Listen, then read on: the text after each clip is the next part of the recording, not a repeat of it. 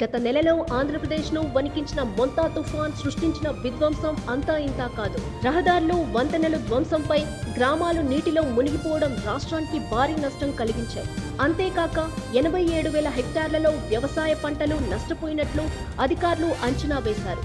అయితే ఆ విధ్వంసం మరొక ముందే రాష్ట్రానికి మరో భారీ వర్షం ముప్పు పొంచి ఉందని భారత వాతావరణ శాఖ హెచ్చరించింది.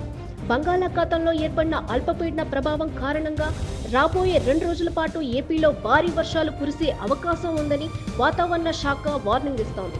ఆగ్నేయ బంగాళాఖాతంలో ఏర్పడిన అల్పపీడనం క్రమంగా బలపడి తుఫాన్గా మారే అవకాశం ఉందని వాతావరణ శాఖ సంకేతాలు ఇచ్చింది. ఈ అల్పపీడనం పశ్చిమ వాయువ్య దిశగా ప్రయాణించి 24వ తేదీ నాటికి వాయుగుండంగా బలపడుతుందని వాతావరణ శాఖ అంచనా వేసింది. అయితే ఈ అల్పపీడనం తుఫాన్గా మారుతుందా లేదా అనే విషయంపై ఐఎండీ ఇంకా క్లారిటీ ఇవ్వలేదు.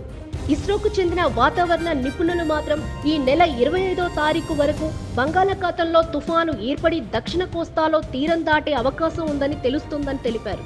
రాష్ట్రంలో ప్రస్తుతం వరి పంట కోతకు సిద్ధమవుతున్న తరుణంలో బంగాళాఖాతంలో ఏర్పడిన అల్పపీడనం రైతన్నల్లో తీవ్ర ఆందోళన కలిగిస్తోంది.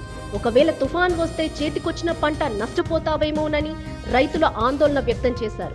ఇక రాబోయే 2 రోజుల్లో పలు జిల్లాల్లో తేలికపాటి నుంచి మోస్తరు వర్షాలు కురిసే అవకాశం ఉందని వాతావరణ శాఖ అధికారులు తెలిపారు. ప్రకాశం, నెల్లూరు, చిత్తూరు, కృష్ణా, బాపట్ల, తిరుపతి జిల్లాల్లో వర్షాలు పడే అవకాశం ఉన్నట్లు హెచ్చరించారు.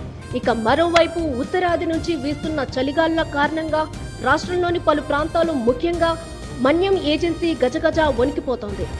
అల్లూరి సీతారామరాజు జిల్లాలోని జి మాడుగులో ఈ సీజన్లోని అత్యల్పంగా 4.6 డిగ్రీల ఉష్ణోగ్రత నమోదైంది. ముంచంగిపుట్టు మండలం కిలగాడలో 5.8 డిగ్రీలుగా నమోదైంది. ఈ చలి ప్రభావం మరో 2-3 రోజులు ఉంటుందని అధికారులు తెలిపారు.